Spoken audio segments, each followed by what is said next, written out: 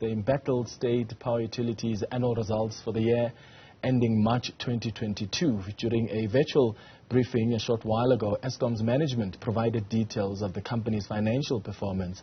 The state power utility has suffered a significant net loss of about 20.1 billion rand over the period. Joining us now is Dr. Ivor Chipkin, who is a government and policy expert. Thank you so much for making time for us, Ivor. Let's start with perhaps your reaction to the annual results that were announced by Eskom. Are you surprised that things are looking this way? Good afternoon, Clement. I'm not surprised. No, I think we all know we all have a broad sense of the state of Eskom, especially how over the last weeks, in particular, last weeks and months, we're living in much longer and extended periods of load shedding, which speaks to sort of a general decline in the performance of the electricity system and Eskom in particular, obviously. So no huge surprise. And of course, if the lights are out, then Eskom's not selling electricity. It is sometimes as simple as that. And if they're not selling electricity, they're not generating revenue. Mm-hmm. So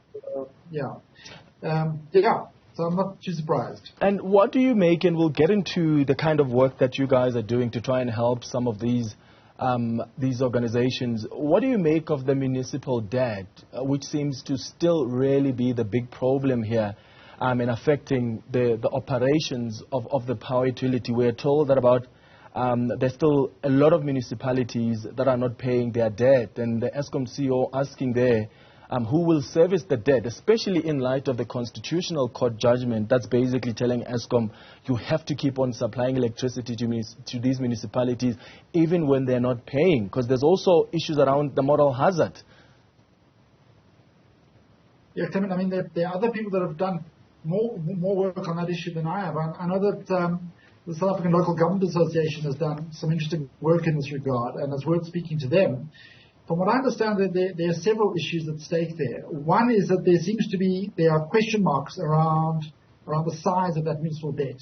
I know that SALGA, for example, has questioned whether the amounts that Eskom is discussing are the actual amounts that the municipalities owe. So there's a question there around the size of that debt and how much of it is actually a municipal debt.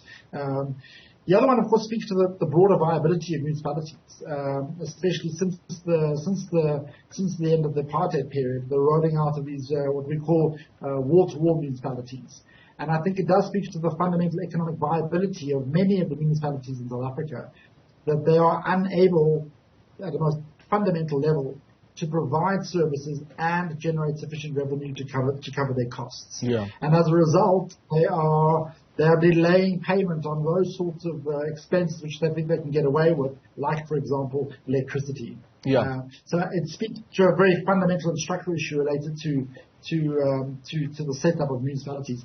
But I do know that this is not why you asked me to come on the show. Yes, it is not. I wanted to just get your first initial reactions to the annual results, and then we get into why we wanted to chat to you, which is in some way also linked to Eskom. Speak to us about the data that, as an organization, you have been looking through and how you are getting that data to solve some of the challenges and even predict some of the challenges that are facing institutions, even organizations like Eskom. And I think later on we can get into the specific work that you have done around Eskom. Yes, sir.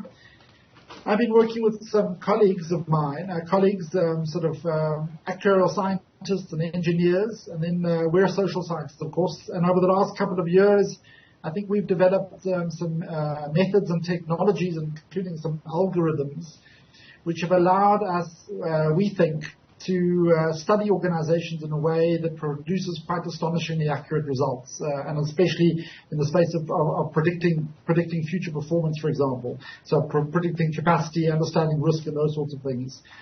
So several years ago, when we were still in mid-development, I should say, not early development, but certainly not advanced development, we wanted to start experimenting with some of the methods which we had developed, and in particular the algorithms which we had developed, and we applied it to a study of state-owned enterprises, electricity generating enterprises around the world, in Russia at the time, in Serbia, in Brazil and also to Eskom, relying primarily on public domain data, so data that was available in the public domain, and was tremendously uneven. But in the South African context, there's actually quite a bit of of information in the public domain. Yeah. So we applied that public information domain to a modeling of Eskom, and I think the results we've published around the results, and I think the results were prescient in all sorts of quite profound ways. Yeah. So I was looking at your results for Eskom. Just help our viewers understand the link between some of the power stations that are not necessarily doing well. So the deterioration of the technical performance of Eskom and the instability of the senior management. What did you uncover around this? So what we do is we've developed a way of applying studies of organizational data, whether it's financial data, whether it's technical data, fluctuations in the temperature of boilers, for example, whether it's sales of electricity, in relationship to organizational data, HR data, for example, any other data which we can gather around human or social behavior within the organization. And we are able to model these different data sources together and look for patterns in the data, and then interpret those patterns. So we found something which was quite surprising a few years ago. We had HR data at the level, high-level data at the level of the senior executive of the Eskom management. This was a management based in Megawatt Park, largely in Johannesburg. And what we found was that from around 2009, 2010, the data around the senior management becomes what we call non-stationary or becomes unstable. Tremendous turbulence in the data patterns. The data patterns become unpredictable, and it's a feature of the extraordinarily high turnover rate in the organization. No great surprise there. There's huge political drama happening at Eskom, and as everyone knows, there's tremendous turnover of the CEOs, but there's also tremendous turnovers of heads of generation, of HR. All the divisions are undergoing tremendous organizational disturbances. Yeah. But what surprised us was that when we did analysis of the technical data in the power stations, we found almost exactly the same patterns in the technical data, which matched almost exactly with the data from the head office. Now, maybe to a viewer that sounds like obvious, but it's not so obvious in the way in which Eskom historically has operated. Historically, there's been a great autonomy of the power stations from the senior executives. In other words, there was a joke in Eskom, which we heard when we were doing some research, that in Eskom there's God, and then there was the power station manager. In other words, the power station manager was a figure of tremendous authority, tremendous power, also tremendous expertise and capacity to make all sorts of operational decisions. So if there was turbulence in the senior executive, historically you wouldn't expect it to be so directly manifest in the power stations, because the power stations have autonomy from the senior executive. When we saw those direct correlations, the very precise correlations, we thought, so precise in fact that this speaks to causality, there's a causal relationship between the two. We said this can't be the case. So we did further investigation, and of course what we found was that in the early 2000s, Eskom undergoes a profound organizational rupture, organizational change relative to its past. There's a tremendous process of centralizing a whole lot of tasks that were historically undertaken in the power stations by power station managers. Those decisions are moved to the central head office in Megawatt Park. So and that's how we explained it. So when the head office undergoes tremendous instability, that instability is transferred directly to the power stations, precisely because those functions have been taken over by the head office. So this kind of data analysis allowed us to answer quite large-scale questions about how the organization as a whole was performing and identify some of the key sites of weakness in the organizational structure. Yeah. I think that analysis is an important one. Yeah. I think the results stand and are verified more and more and more. We did this work in 2018. So a good few years ago, I think the results are increasingly proven correct. What has been a little bit disappointing is the ability of Eskom in particular, or government more generally, to absorb or to take up any of this information. So from what we understand, there's been very, very little of this kind of data analysis, AI analysis happening in Eskom in particular, but across government generally. Yeah, and of course, I mean, if government is serious about fixing this Eskom crisis, they've got to really take as much information and data analysis as possible as they try to find a way to resolve the power cuts. So in essence, you are solving, in this case, Eskom riddle with data and math.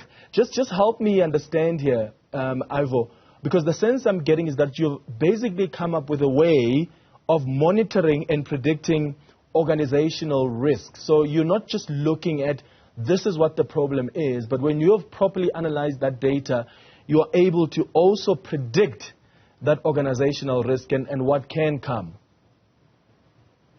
So we think we have what I think we've developed is a way of providing a resource for management or leadership in organizations to diagnose vulnerabilities or problems and then to develop a plan to act. We've been trying to do this in South Africa with the state-owned enterprises.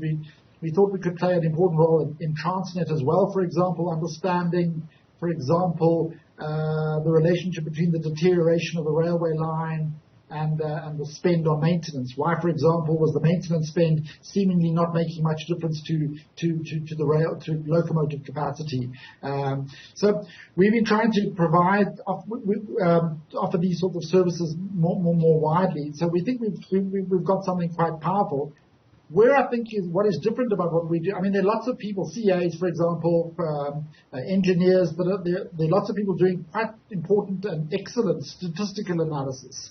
The CSIR, for example, has got a very, very capable unit doing statistical analysis. There are there are engineers at some of the universities. I know UCT, for example, has been doing some interesting stuff with Eskom. I think Stellenbosch University as well. But they're working largely with the technical data. And what the analysis of the technical data can do is it can provide insight to answer specific questions, or it can provide large-scale general patterns. But understanding what those patterns mean, I think that requires an understanding of organizational theory and more generally organizational dynamics. And this is why I think the combination which we have of some of the leading engineers and AI technologists in the country with social scientists, I think we've developed a way, I think, and developed a technology which we think is path-breaking in that respect. Yeah. And are there other organizations you're looking at, sourcing that data and working with and analyzing where the challenges are, particularly SOEs, or are you also looking at our organizations outside of the government sphere? So we've been mainly focusing on the public sphere in this regard. The idea at this stage is to play a role and provide support in the sphere of public policy, decision-making around public institutions. But we think it applies more generally. We haven't been working on a commercial model, and what we've been finding is that it's been quite a hard sell, even when we offer the services for free in the South African context, for government in particular and SOEs to take it up. And we're not sure why. We think it's got to do with this kind of a suspicion of large-scale data modeling in the South African context. Yeah. But I think it also speaks more generally to the inability or the difficulty for government senior managers to absorb this kind of analysis and then to act on it. What we kept being told at Eskom, for example, was, yes, there's amazing work that you could potentially do on predicting when a power station was going to trip, which we could do. We said we could give Eskom hours of notice before a power station tripped. But their argument was that even if they had that information, there was still very little they could do about it. So our understanding was that perhaps if we could give them a notice that a power station was going to trip, they could deploy a team of engineers to preempt the failure. And the sense which we got from them that they were unable to do that. So I think there are challenges around not so much in the validity of the information, but on the ability of our institutions, and especially government, to take up that data and information. All right, Dr. Ivor Chipkin, government and policy expert, thank you so much for making time for us.